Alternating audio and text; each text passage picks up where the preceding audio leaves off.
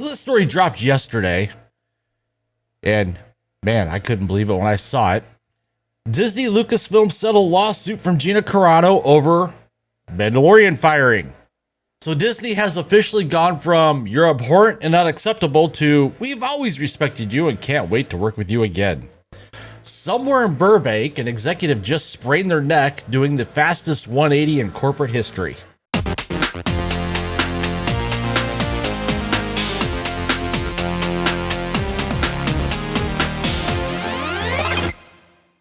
Hey everyone, welcome back to The Critical Nerd, your one-stop shop for Hollywood hypocrisy, pop culture meltdowns, and the occasional billionaire space cowboy subplot. First off, huge thank you to all my subscribers out there. You guys are the reason I get to roast Disney for sport. And if you're new here, stick around. This one's gonna be good. And if you love seeing corporate PR departments squirm, go ahead and smash that like button, subscribe, and share this video with a friend who misses The Mandalorian back when it was actually watchable. So let's rewind a few years back to 2021. Gina Carano, who was playing Cara Dune at the time, a fan favorite, MMA badass, and one of the few bright spots in The Mandalorian, she was popular with the audiences, respected by her co-stars, and according to Disney's latest statement, always well respected by her directors, co-stars, and staff. Back then, though, Disney's tune was just a tiny bit different. See, in 2021, they called her social media post abhorrent and unacceptable, which is corporate speak for "you're fired and we're going to make sure everyone knows it." Now, what was her crime? Oh yeah, posting about not hating people for political views, mocking mask mandates, and drawing historical comparisons about how governments can turn neighbors against each other. You know, the sort of thing you can find in just about any history book. Meanwhile, her co-star Pedro Pascal was out there comparing Republicans to Nazis, and somehow that was fine. Which brings us to the Pedro Pascal principle. Hollywood rules don't apply evenly. They apply to whichever quote-unquote team you're on. Now, most people in Gina's position would have been steamrolled. Disney has lawyers on retainer who can bury a person in paperwork until the sun burns out. But then something happened.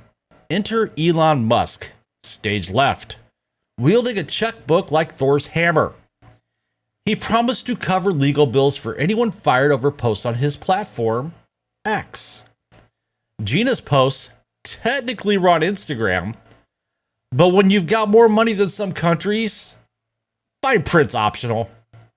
Disney's boardroom must have been a really fun place that day. Wait a second, hold on. The guy who bought Twitter, now X, just to prove a point about free speech is now bankrolling a lawsuit against us? Gina's suit claimed wrongful termination and discrimination, pointing to the double standard with Pascal. Disney argued they had a First Amendment right not to associate with her speech. The irony here is thicker than a Marvel Phase 4 script. Disney tried the usual legal tricks and loopholes, file a motion to dismiss and hope the judge plays along. Except this time the court said, nope, this moves forward. That meant discovery, the stage where Disney would have to hand over internal emails, texts, maybe even Kathleen Kennedy's "How to Fire Conservatives Without Saying Out Loud" memo. And that, my friends, is when settlement suddenly becomes attractive. Because whatever was in those emails, let's just say they'd rather write a big check than let us read them. Oh, and this all happens right after Trump's election win. A company already bleeding cash at the box office probably decided poking half the country wasn't the best business strategy anymore. So here's the official love letter from Disney and Lucasfilm. And I quote, "Miss Carano was always well respected by her directors, co-stars, and staff, and she worked hard to perfect her craft while treating her colleagues with kindness and respect. We look forward to identifying opportunities to work together with Miss Carano in the near future." I want to translate this for you. Please forgive that time we called you abhorrent. Gina responded with pure class, thanking Elon, her lawyers, God, and fans. She even said, "I hope this brings some healing to the Force." That's just savage. Now the terms, confidential. But she was making $25,000 an episode, sued for damages, and got Musk's unlimited war chest behind her. She's not walking away with a Disney Plus subscription and a coupon for Dole Whip. Now, the internet reaction here, it's been a little mixed. Fans are split.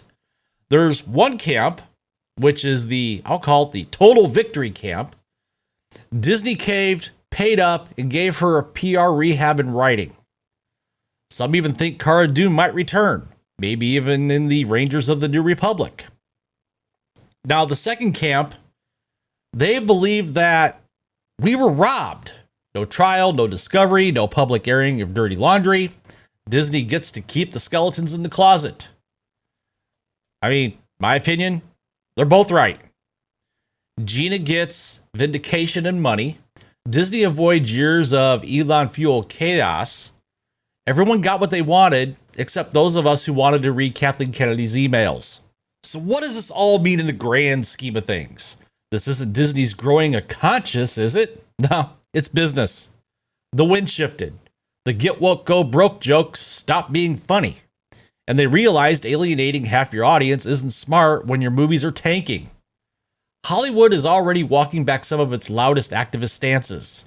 Executives are suddenly aware there's a cost to ideological purges, especially if the target can fight back. See, for years, Gina Carano was the go-to example of cancel culture. Now she's the example of how to fight back if you got a billionaire in your corner. Disney wanted to make an example of her. Instead, they made an example of themselves. So, gotta say, here's to Gina, Elon, and to Disney's very expensive reminder that hypocrisy doesn't look good on a balance sheet. So what do you guys think? Was this a real win for Gina, or just a corporate damage control exercise? Drop your thoughts below. Sarcastic comments get a bonus point. And remember, like, subscribe, and share this video with every Star Wars fan who still remembers when the Force was actually fun. Critical Nerd, out.